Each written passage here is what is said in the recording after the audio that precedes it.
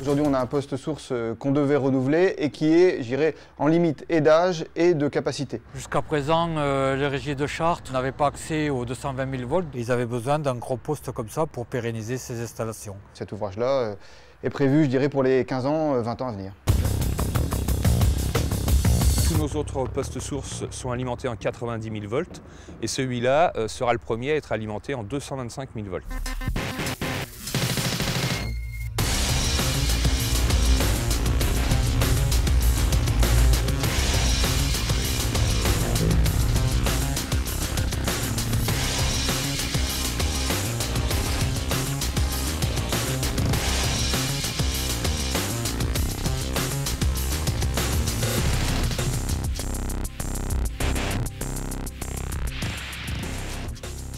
Donc nous, on réalise toute la partie poste de transformation puissance, c'est-à-dire qu'on va chercher l'énergie de 125 000 volts dans le poste de Chauny RTE qui est à côté pour la ramener via de liaisons souterraines dans le poste de Chartres Sud qui est complètement créé pour la régie de Chartres. Donc dans ce poste, il y aura deux transformateurs de 125 000, 20 000 volts qui vont alimenter après toute la partie réseau que ETDE va déployer pour la régie de Chartres.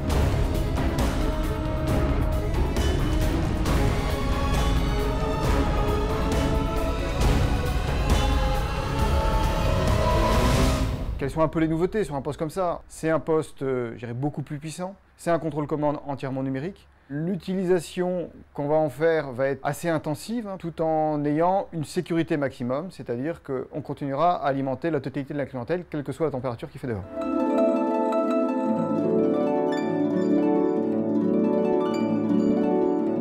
C'est la première fois qu'on travaille avec ETDE pour les postes sources. Donc pour nous, c'est un peu, faut être clair, un outsider. On a réussi à répondre à leurs attentes, à les comprendre, à leur offrir une garantie de délai, une maîtrise de sous-traitants et des coûts compétitifs. Techniquement, c'était pour nous un nouveau challenge, car aujourd'hui, tous les travaux que l'on fait pour la SNCF ou RTE sont des travaux uniquement d'installation et pas en tant qu'intégrateur avec achat de matériel, coordination complète du projet. Disons que c'est plus approfondi que ce qu'on faisait jusqu'à présent.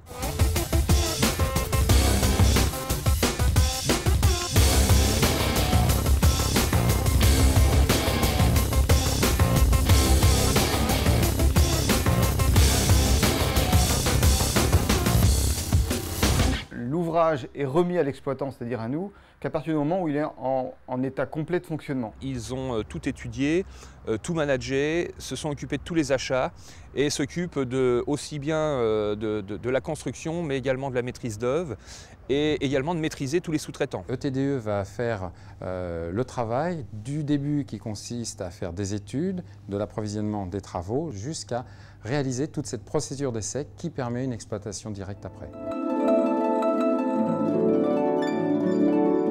Là, c'est tout de A à Z, quoi. Ça va des charpents jusqu'au raccordement basse tension.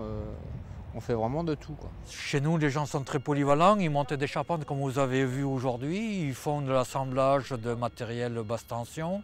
Ils font du câblage très fin, du câblage plus gros. C'est très polyvalent et pour les gars, c'est formateur. Et oui, en général, ils sont assez satisfaits de travailler sur des chantiers comme ça.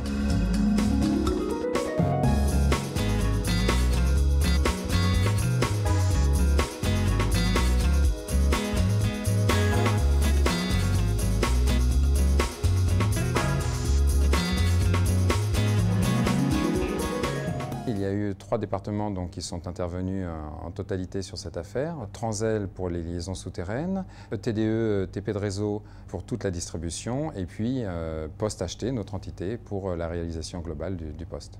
Il y a une bonne cohésion des équipes. C'est beaucoup plus facile de travailler en interne pour pouvoir réaliser un projet comme celui-ci. Chacun a confiance dans ce que l'autre fait dans sa partie et vice-versa, quoi. On a fait le bon choix. On a été très satisfait, il faut reconnaître, de la manière dont a été mené le projet, de la communication qu'il y a eu avec le TDE. Et ensuite, en termes techniques, je pense que voilà, tout technicien qui visite le poste est vraiment agréablement surpris de voir la qualité de la réalisation, notamment en termes électriques et en génie civil. Personnellement, je suis très satisfait de faire un chantier clé en main, parce que c'est une première, et si c'est un challenge pour le TDE, ça en est un pour moi aussi. C'est quand même assez intéressant, oui, comme travail. Plutôt satisfait, ouais. Hein, quand tout va bien. C'est une satisfaction pour toutes les équipes et c'est aussi un projet structurant. Car effectivement, on change de métier d'installateur, on passe à intégrateur, donc c'est de nouvelles compétences que l'on peut proposer à nos clients et réaliser de nouveaux projets de ce type.